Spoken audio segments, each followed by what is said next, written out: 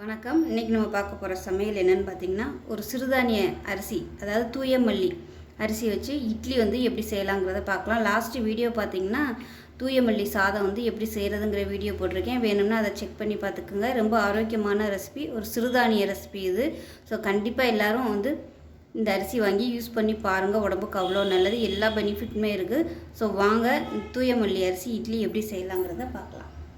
பவுல் எடுத்துக்கலாம். இதில் பார்த்திங்கன்னா இந்த டம்ளரில் 6 டம்ளருக்கு தூயமல்லி அரிசி எடுத்துருக்கேன். 3 4 5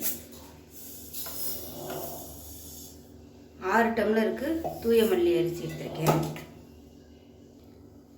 உளுந்து பார்த்திங்கன்னா 1.5 டம்ளர் சேர்த்துக்கலாம். இது கொஞ்சம் நல்லா பொங்குற உளுந்துங்கிறதுனால கொஞ்சம் 1/2 டம்ளருக்கு கம்மியாக சேர்த்துருக்கேன். கொஞ்சமாக வெந்தயம் சேர்த்துக்கலாம். இப்போ இது எல்லாத்தையுமே நல்லா கழுவிக்கலாம். இது நல்லா ஒரு 3-4 தடவை கழுவணும். அழுக்கு நிறைய வந்துகிட்டே இருக்கும். நல்லா வெள்ளையாக வர அளவுக்கு நல்லா கழுவிக்கலாம். கழுவிட்டு ஊற வச்சுக்கலாம். நல்லா ஒரு 3 மணி நேரம் ஊற வச்சுட்டு பார்க்கலாம். இப்போ பார்த்திங்கன்னா அரிசியை உளுந்தாக அரைச்சிட்டேன். நான் எப்போயுமே இட்லிக்கு கொஞ்சம் நெருன்னு இருக்கிற மாதிரி தான் அரைப்பேன். நீங்கள் நைஸாக தான் அரைப்பீங்க அப்படின்னா அந்த மாதிரியும் அரைச்சிக்கலாம். நார்மலாக நம்ம இட்லிக்கு எப்படி நம்ம அரைப்போமோ உளுந்தும் அரிசியும் அதே மாதிரியே அரைச்சி உப்பு போட்டு கரைச்சி வச்சுட்டேன். இந்த அரிசி நல்ல மாவு நல்லா உபரி ஆகுது. ஏன்னா வடிக்கும் போதே பார்த்திங்கன்னா சாதம் நல்லா பெருசாக வந்துச்சு. அதனால் ஊற வச்சு அரைக்கும்போது நல்ல மாவு நிறைய காணுது இந்த அரிசி. இப்போ இது நார்மலாக நம்ம இட்லி எப்படி நம்ம புளிக்க வைப்போமோ அது மாதிரி நல்லா ஒரு 8 மணி நேரம் புளிக்கட்டும். நான் இப்போ காலையில் ஒரு இப்போ 9:30க்கெலாம் கரைச்சி வச்சுட்டேன். இப்போ நைட்டு ஒரு 7 மணியை போல் பார்க்கலாம். புளிச்சதுக்கப்புறம் பார்க்கலாம். இப்போ நம்ம ஆட்டி கரைச்சி வச்சுருந்த மாவு பார்த்திங்கன்னா இப்போ நைட்டு 7 மணி ஆயிடுச்சு. எப்படி இருக்குன்னு பார்க்கலாம்.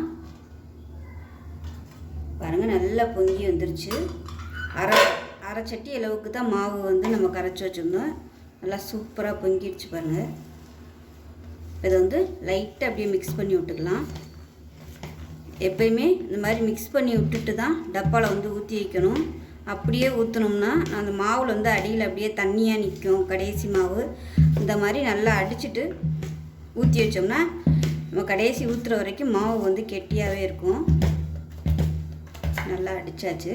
இப்போ இது நம்ம நார்மலாக எப்பயும் ஸ்டோர் பண்ணுற மாதிரி ஸ்டோர் பண்ணிக்கலாம். இப்போ நம்ம இட்லியை ஊற்றிக்கலாம்.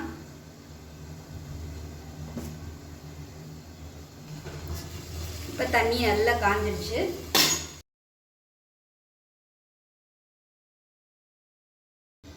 இப்போ எப்பயும் போல் நம்ம வேக விட்டு எடுத்துக்கலாம். இப்போ இட்லி வெந்துருச்சான்னு பார்க்கலாம். நல்லா சூப்பராக வெந்துருச்சு, எடுத்துடலாம். இப்போ பாருங்கள், தூயமல்லி அரிசியில் அருமையான இட்லி ரெடி ஆயிடுச்சு. நல்லா சாஃப்டாக இருக்குது. உங்களுக்கு பார்க்கையிலே தெரியும் பாருங்கள். நான் எந்த அளவுக்கு சூடாக இருக்குது பாருங்கள். செம்ம சாஃப்டாக வந்திருக்குது. ஸோ ரொம்பவே ஆரோக்கியமான ஒரு ரெசிபி. சிறுதானியத்தில் பார்த்திங்கன்னா இது ஒரு அற்புதமான ஒரு அரிசினே சொல்லலாம். அரிசியெல்லாம் பார்த்திங்கன்னா நான் ஏற்கனவே நிறைய சிறுதானியங்கள் வச்சு இட்லி ரெசிபிலாம் போட்டிருக்கேன். அது பார்த்திங்கன்னா அரைக்கையிலே உங்களுக்கு அந்த தொலியெல்லாம் சேர்ந்து சக்கையாக இருக்கும், ஒரு மாதிரியாக இருக்கும். இது அந்த மாதிரி இல்லாமல் நார்மல் நம்ம வெள்ளை இட்லி அரிசி எப்படி யூஸ் பண்ணுவோமோ அதே கலர்லேயே அதே இதுலேயே வந்துருக்கு. சூப்பராக இருக்குது. கண்டிப்பாக டயபிட்டிஸாக இருக்கிறவங்க இந்த அரிசி வாங்கி இது மாதிரி இட்லி சாதம் எல்லாமே செஞ்சு பாருங்கள். சாதமே பார்த்திங்கன்னா 20 நிமிஷத்தில் வெந்துடுது. ஸோ இட்லியுமே நார்மலாகவே வந்துருச்சு. மற்ற சிறுதானியங்கள்லாம் பார்த்திங்கன்னா இந்த பூங்கார் அரிசி, காட்டியானம் இந்த மாதிரி அரிசிலாம் பார்த்திங்கன்னா வேகிறதுக்கு டைம் எடுக்கும்.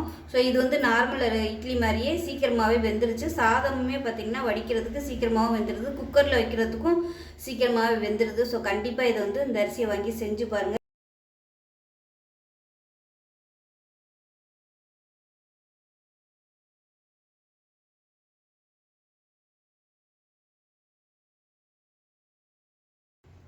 இப்போ நமக்கு அருமையான தூயமல்லி இட்லி ரெடி ஆயிடுச்சு. பார்க்கவே நல்லா சூப்பராக வெள்ளை நார்மல் இட்லி மாதிரியே இருக்கும். வீட்டில் உள்ளவங்களுக்கு நீங்கள் இது இந்த அரிசியில் செஞ்சது தான் அப்படின்னு சொன்னால் தான் தெரியும். அந்தளவுக்கு டேஸ்ட் நார்மல் இட்லி அரிசி மாதிரியே தான் இருக்கும். ஸோ எல்லோரும் கண்டிப்பாக இதை செஞ்சு பாருங்கள். ரொம்ப எப்படி வந்துச்சுங்கிறத சொல்லுங்கள். வீடியோ பிடிச்சிச்சுன்னா லைக் பண்ணுங்கள், கமெண்ட் பண்ணுங்கள், சேனலை சப்ஸ்கிரைப் பண்ணுங்கள், பக்கத்தில் உள்ள பெல் பட்டனையும் ப்ரெஸ் பண்ணுங்கள். நன்றி.